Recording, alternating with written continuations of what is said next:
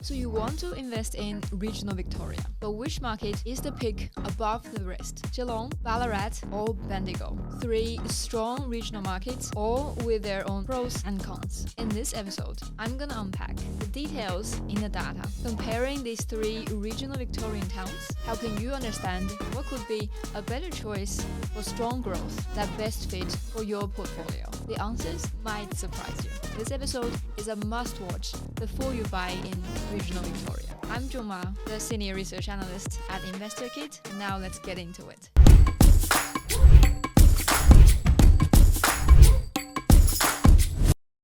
Geelong, Ballarat, Bendigo, they're all being talked about a lot. To me, all these three cities are having great potential, but let's see what data is saying. We'll start from Geelong. Geelong is the satellite city for Melbourne. The local economy is balanced and resilient. The top 5 employment industries include healthcare and social assistance, construction, retail trade, education and training, and accommodation and food service. Job market is healthy with an unemployment rate of 4.6%, in line with Greater Melbourne's or Victoria as a state. In the house market, median house price now is 680,000, with a variation between suburbs.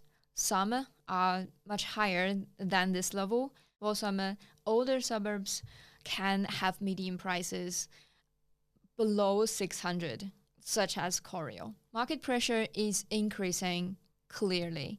Supply is shrinking. Now, inventory level is around 3 months of stock, with 30% decline from the same time last year. Days on market is also declining, 18% lower than the same time last year. Annual price growth is relatively low now. On average, it's just 0.2% for the whole area.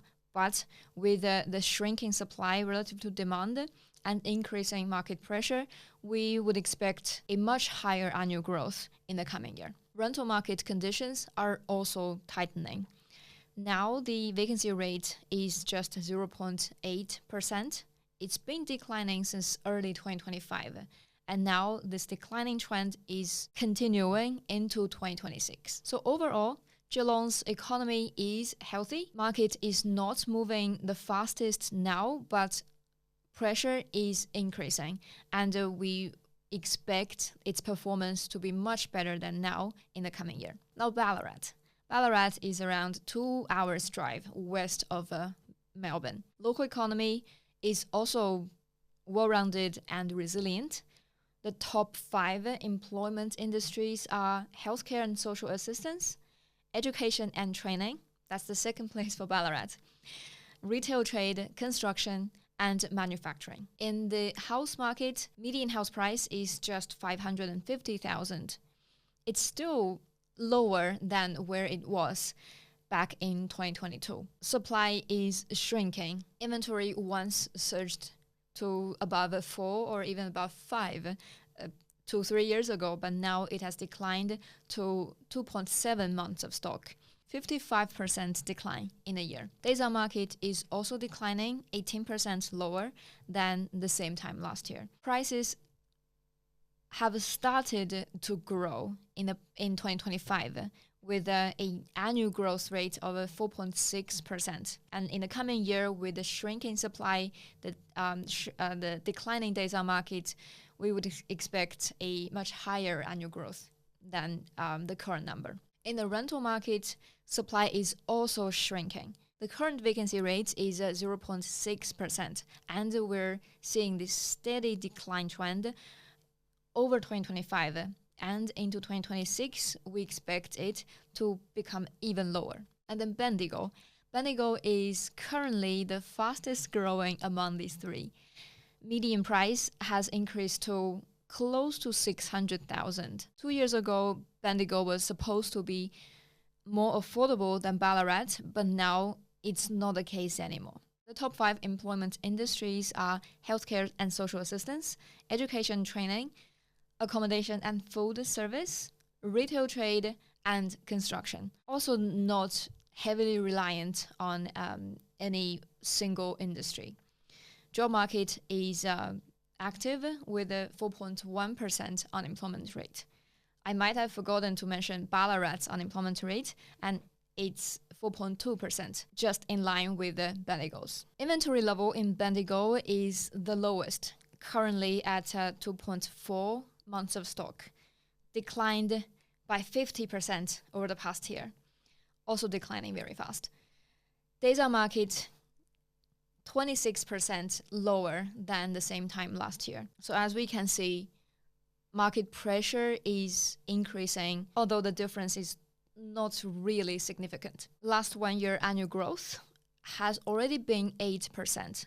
And in the coming year, with the supply further shrinking, we would expect even higher annual growth for Bendigo. Rental market is high with vacancy rate of 1.1%. It's not as low as Geelong or Ballarat. One possible reason is that Bendigo started recovering earlier than Geelong and Ballarat. So more investors in the past year have entered this market and increased the rental stock slightly. So those were all the data points for these 3 regional Victorian towns. As we saw, they all have a strong economic foundation for housing market growth. Their market pressure is all increasing with a higher price growth expected in the coming year.